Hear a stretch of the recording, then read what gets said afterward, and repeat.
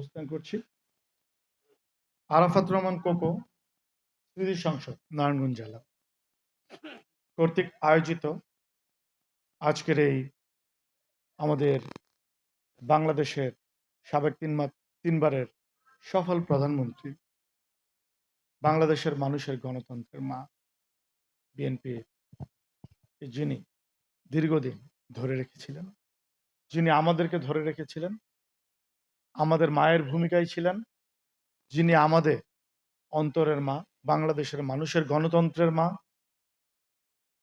আমাদের নেত্রী, আপসীন দেশনেত্রী, বিএনপির চেয়ারপারসন দেশনেত্রী বেগম খালেদা জিয়ার রুহুর মাগফিরাত কামনায় দোয়া এবং মিলাদ অনুষ্ঠানে সভাপতিত্ব করছেন আমাদের সালাউদ্দিন আঙ্কেল। উপস্থিত আছেন এখানে সকল পর্যায়ের নেতৃবৃন্দ, আমার সামনে উপস্থিত ভাই ও বোনেরা, আমার শিশু নেতৃবৃন্দ।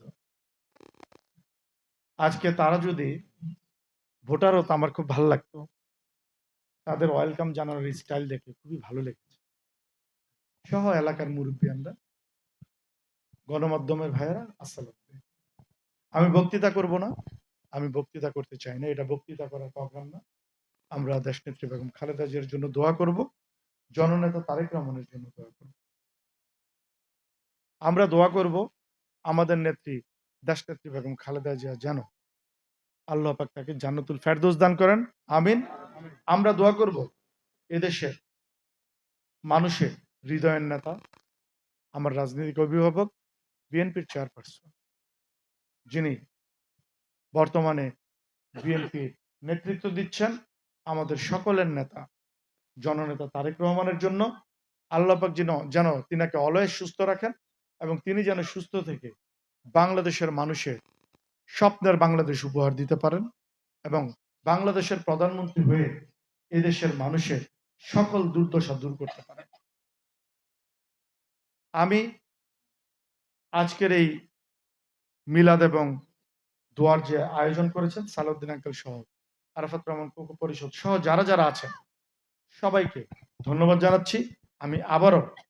আমি বলছি, আপনারা দেখেছেন বিগত আন্দোলন সংগ্রামে নারায়ণগঞ্জ ২৫০০, সকল আন্দোলন সংগ্রামে বাংলাদেশের মধ্যে কিন্তু সবচেয়ে ভালো অবস্থানে ছিল। বাংলাদেশের প্রথম আন্দোলন না হলে ২৫০০ কিন্তু আন্দোলন হয়েছে, ঠিক কিনা বলেন? ঠিক। এই ভোটের রেজাল্টে আপনারা এমন একটি রেজাল্ট উপহার দিবেন জননেতা তারেক রহমানকে, তিনি যেন বুঝে শুধু আন্দোলন সংগ্রাম না, ভোটের মাঠেও ২৫০০ বাংলাদেশের মধ্যে বেস্ট অবস্থান করেছে, সর্বোচ্চ ভোটে জয়যুক্ত হয়েছে। সেটা আপনারা আমাদের নেতা জননেতা তারেক রহমানকে উপহার দিবেন, পারবেন আপনারা? তার জন্য সবাই কাজ করবেন। সবাই আজাদ বলে কিছু নাই, আপনারা প্রত্যেকে এক একজন আজাদ, সবাই আজাদ হয়ে ধানের শীষ, আমরা সবাই ধানের শীষের কাণ্ডারি, আমরা সবাই বাংলাদেশ জাতীয়তাবাদী দল করি, তাই না? আমরা সবাই মিলেমিশে কাজ করে একটি সুন্দর রেজাল্ট জননেতা তারেক রহমানকে উপহার দিব। আমি আবারও সবার কাছে আমাদের নেত্রী, আপনাদের আমাদের সকলের পছন্দের নেত্রী দেশনেত্রী বেগম খালেদা জিয়াকে যেন আল্লাহ পাক জান্নাতুল ফেরদৌস দান করেন, আমিন।